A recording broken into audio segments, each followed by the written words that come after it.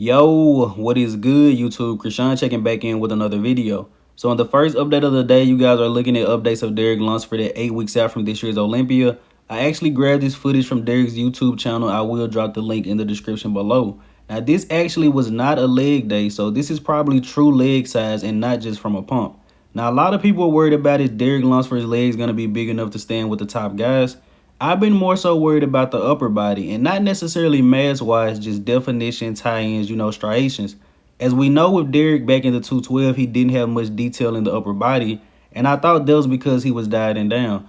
But even here you can see slight striations in the delts, but Derek doesn't have a ton of upper body detail. Now I'm not saying that Derek is going to lose to a guy just because the other guy is more vascular, but I just noticed that Derek doesn't have a ton of upper body definition. Granted, he has more now than he had in the 212 division, however.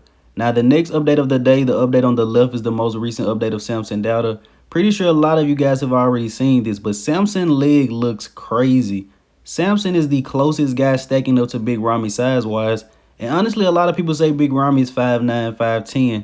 Looks to be more like 5'11". But Samson Dauda is looking to make a splash at this year's Olympia. He made all of those improvements through about 5 or 6 shows. Samson has had a full off season, put on a crazy amount of size, but is Samson going to be able to come in condition with all of this new muscle? Now switching over to Justin Rodriguez, Mr. Consistent, these are the most recent updates from him. Now as I was speculating in my last video, Justin is no longer working with George Farah.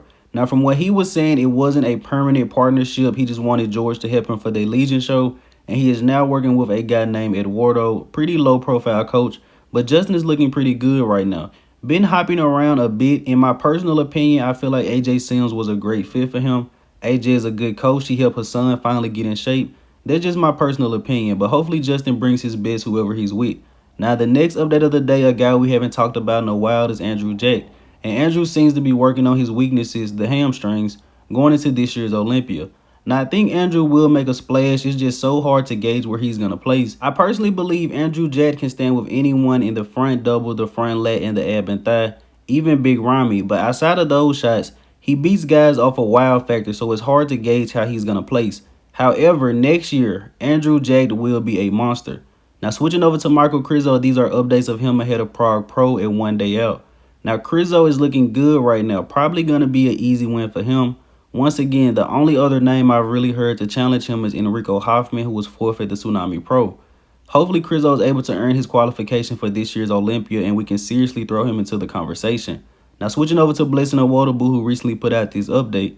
Blessing is looking pretty good right now. Now, he wants to be top 3 this year. I'm not so sure about that. However, I do think Blessing Awodibu will shock some people. I think he will beat 1 or 2 guys we do not expect him to beat. And similar to Andrew Jack, the Blessing also brings a wild factor to the stage, and that is very dangerous.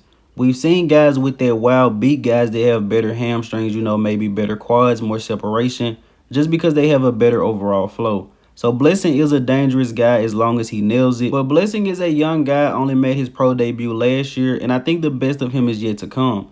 Now switching over to 212, we have a light update from Keone Pearson posted up by Patrick Tour. And as I mentioned before, I think him working with Axon Sledge, having Seth Feroce in his ear, also working with Patrick Tour, a guy known for bringing guys in crazy condition, Ian Valier, Michael DeBoer. And these are updates of Keone Pearson at 1 day out of the Tampa Pro. And a lot of us were watching the live stream, and it seems like Keone was not this hard, but apparently he was a lot more conditioned in person. And with him working with Patrick Tour, I believe this was only a warm-up, and the best Keone is yet to come. Hopefully it's at this year's Olympia. Now, switching over to Classic Physique, we have a recent update from my favorite physique in bodybuilding, Breon Ansley.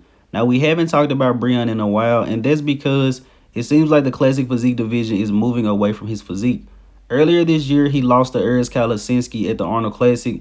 To me, it was a little bit controversial because Urs is really lacking in the back and biceps, and Breon arguably has the best back and biceps in the division. And I think the judges made a real statement by placing Urs Kalasinski ahead of Breon Ansley. Now, I could be being a little bit harsh. Breon is a former 2-time champ, so you can never really count out a former champ. But I just don't think he really has the legs anymore for this division. Breon is 40+ years old. But hopefully Breon is still able to place high at this year's Classic Olympia. There are a lot of very hungry guys that are up and coming. Now, in the next update of the day, we have an update from Terrence Ruffin that was posted up today. Now, do I think this update of Terrence is recent? If I had to bet on it, I would say it was an older update.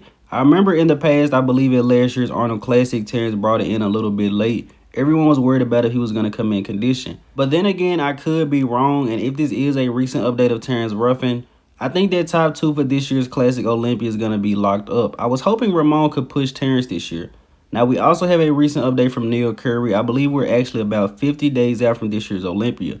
Neil Currey is already suffering to make the Classic Physique weight cap, already very conditioned. And man, these guys have to do something about the weight cap because these guys cannot stay the same exact weight every single year.